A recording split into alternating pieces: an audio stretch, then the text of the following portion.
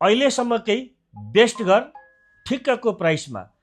तपाईँ घरको खोजीमा हुनुहुन्छ भने 6 आना जग्गामा बनेको एउटा राम्रो गार्डन सहित चारैतिर खुल्ला ओपन स्पेस भएको यो आकर्षक घर गोदावरी टौखेलमा, गोदावरी मेन रोडबाट मात्रै 100-150 मिटर भित्र, हाइटमा एकदमै आकर्षक फिनिसिङमा आफै बस्ने गरी बनाएको बलियो घर बिक्रीमा आइसकेको छ।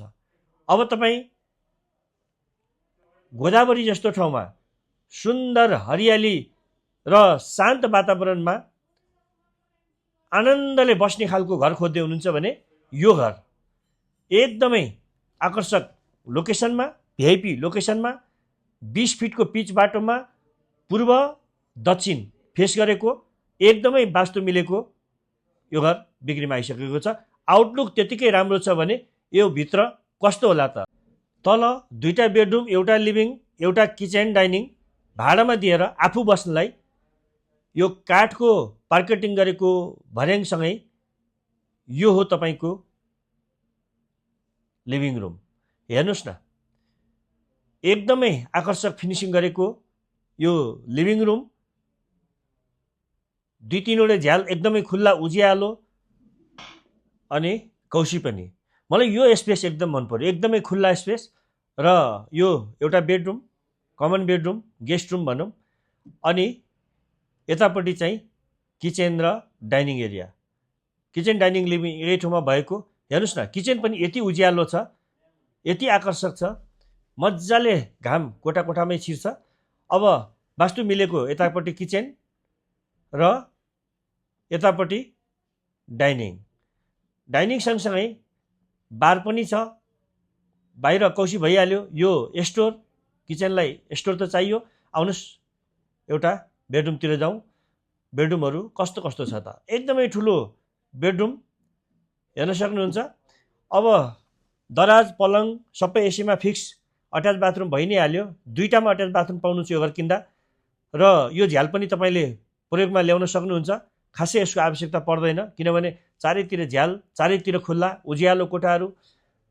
अब हामी बाहिर कौसीसहित माथि हेरौँ। पहिला यो कौसी हेर्नुहोस्, एकदमै ठुलो कौसी, एउटा फ्यामिली मजाले चिया गफ गर्दै मिल्छ। त्यसपछि हामी यो अगाडिको स्पेस हेर्नुहोस्, एकदमै भिआइपी लोकेसन, एकदमै आकर्षक डिजाइनमा बनेको यो घर। माथि फेरि यो चाहिँ मन्दिर, मन्दिर या तपाईँ बेडरुम नै बनाउन सक्नुहुन्छ, एकदमै ठुलो छ। बेडरुम नपुगेको अवस्थामा यो चाहिँ अर्को बेडरुम, यो तपाईँ आउँदाखेरि हेर्नुहोला। यो फेरि अर्को मास्टर बेडरुम, यसमा पनि 2वटा दराज पलङ सबै चाहिँ फिक्स पाउनुहुन्छ, अट्याच बाथरुम भइ नै हाल्यो। आउनुहोस् अर्को बेडरुमतिर जाउँ। अब अर्को यो कमन बाथरुम, त्यसपछि यतापट्टि अर्को बेडरुम, यसमा पनि दराज पलङ, एकदमै ठुलो दराज अनि पलङ, 2तिर झ्याल उज्यालो कोठाहरू। कस्तो लाग्यो? यतिको बलियो, यतिको राम्रो, यतिको उज्यालो घर गोदावरीमा।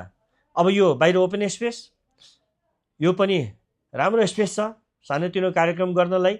यो स्पेस नभए योभन्दा माथिको छतमा ठुलो छत छ, हेर्न सक्नुहुन्छ। यहाँ तपाईँले मजाले आफ्नो कार्यक्रम गर्न मिल्छ गोदावरी जस्तो सुन्दर मनोरम ठाउँमा। सन्तानेश्वर महादेवको दर्शन घरबाटै गर्नुहोस्। मूल्यको लागि अशोक हर्षन नेपाललाई